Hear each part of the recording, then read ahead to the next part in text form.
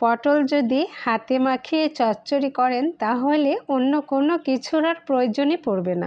আসসালামু আলাইকুম। পটল নাকি রাজকীয় সবজি, তবুও পটল সবজিটা অনেকেই পছন্দ করে না। কিন্তু এইভাবে যদি একবার আপনি চচ্চড়ি করে থাকেন তাহলে দেখবেন এরপর থেকে কোনোদিনও আর পটলকে আপনি অবহেলা করবেন না, শুধু পটলের তরকারি খাইতে ইচ্ছে করবে। আর পটলের তরকারিটা রান্না করার জন্য আমি এখানে পটলগুলো ছুলে নিয়ে এই যে ছোট ছোট করে একদম কুচি কুচি করে কেটে নিচ্ছি। যেহেতু এটা ছোট মাছ দিয়ে চচ্চড়ি করব, সেহেতু এটা অবশ্যই ছোট ছোট করে কেটে নিতে হবে। আর এভাবে আমি সবগুলো পটল ছোট ছোট করে চিকন চিকন করে কেটে নিয়েছি। আমার সবগুলো পটল কাটা হয়ে গেছে, ঠিক এভাবে কেটে নিতে হবে। আর পটলগুলো আমি এর মধ্যে ধুয়েও নিব। তো এ পর্যায়ে আমি একটি প্যানে পটলগুলো নিয়ে নিলাম, আর পটলগুলো আমি কয়েকবার ধুয়ে নিয়েছি। তারপরে যে ছোট মাছটা আমি দিয়ে নিচ্ছি। আর এর ভিতরে আমি এখন নিয়ে নিচ্ছি পেঁয়াজ কুচি। তো পেঁয়াজটা হাত দিয়ে বেশ চটকিয়ে নিচ্ছি একটু, যাতে পেঁয়াজের দলাগুলো ভেঙে যায়। এভাবে আমি পেঁয়াজগুলো নিয়ে নিচ্ছি।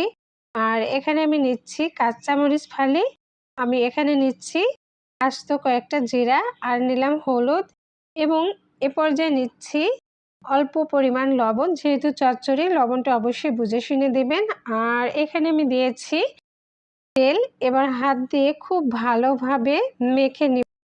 যেহেতু এটা হাতে মাখা চচ্চড়ি, সেহেতু খুবই ভালোভাবে সমস্ত উপকরণগুলো হাত দিয়ে মেখে নিতে হবে। একদম সুন্দর করে মাখার ফলে সবজিগুলো অনেকটা নরম হয়ে যাবে, কিন্তু খেয়াল রাখতে হবে মাছের দিকে। তো এ পর্যায়ে অবশ্যই আলতো হাতে মাখতে হবে, বেশি জোর দিয়ে মাখলে মাছগুলো নষ্ট হয়ে যাবে। তো শেষ পর্যায়ে আমি খুবই অল্প পরিমাণ পানি দিয়ে হাতটাও ধুয়ে নিলাম। দেখুন, এখানে খুব বেশি পানি দেওয়ার প্রয়োজন নেই, জাস্ট মাখা মাখা পরিমাণ পানি নিতে হবে।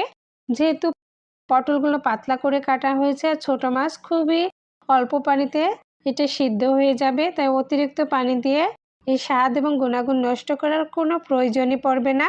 তো এই যে বলক এসে গেছে, আমি মাছগুলো একটু পানির ভিতরে এভাবে বসিয়ে দিচ্ছি। আর এ পর্যায়ে আমি এখন ঢাকনা দিয়ে ঢেকে চচ্চড়িটা রান্না করে নিব। তো আমি চচ্চড়িটার ঢাকনা তুলে নিচ্ছি, আর এরই মাঝে পানিটা একদমই শুকিয়ে গেছে, নিচে অল্প পরিমাণ পানি আছে। তো এই পর্যায়ে আর ঢাকনা দিয়ে ঢেকে দিব না, আর একদমই লো আছে নিচের পানিটা শুকিয়ে নিব। আর এই তো দেখুন, পানিটা একদমই শুকিয়ে গেছে, নিচের থেকে জাস্ট তেলটা উঠে আসছে। অসম্ভব সুন্দর একটা কালার আসছে। এভাবে পটল চচ্চড়ি করলে সবাই অনেক বেশি পছন্দ করবে। আমার আজকের এই ছোট মাছ দিয়ে পটলের চচ্চড়িটা ভালো লাগলে আমার পেজটা ফলো দিয়ে লাইক, কমেন্ট, শেয়ার করবেন। সবাই ভালো থাকবেন, সুস্থ থাকবেন। আজকের মতো এখানেই বিদায় নিচ্ছি। আল্লাহ হাফেজ।